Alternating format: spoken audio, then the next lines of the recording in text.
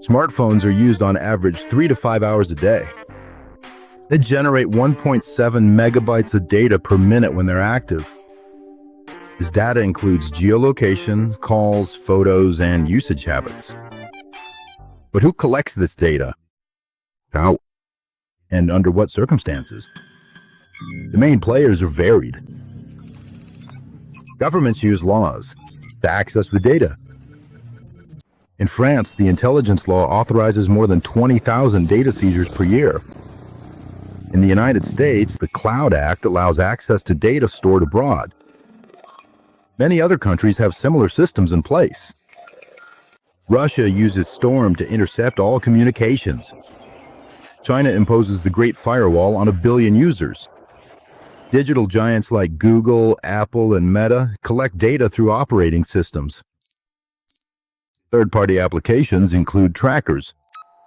Companies like Palantir provide tools to the CIA, the EU, and Israel. DARPA funds core technologies from GPS to embedded AI. Data collection happens in 2 ways. First, passively, through GPS. It provides precise location within 1 meter using 5G. The accelerometer and gyroscope deduce routes and walking habits. The camera enables facial recognition, then in an active way. Apps request permissions for the camera, microphone, and contacts. SDKs like Facebook, Pixel, and Google Analytics track usage. Fingerprinting identifies the device without cookies.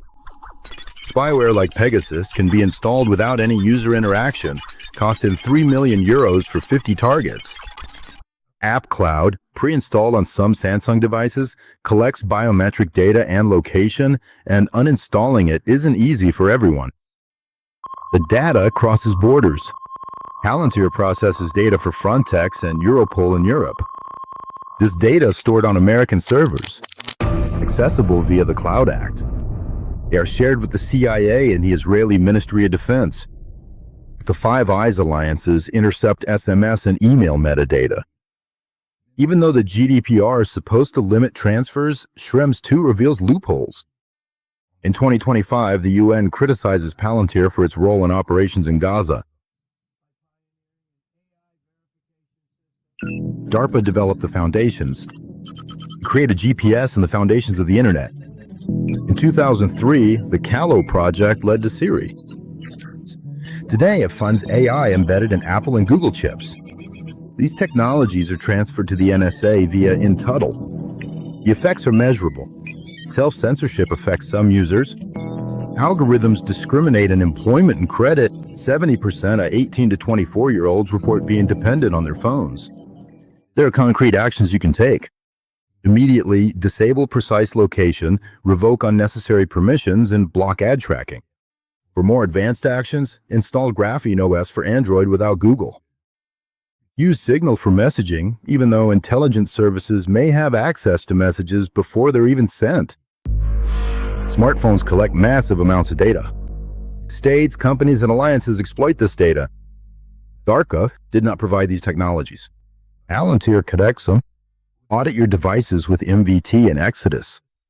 Apply the basic settings.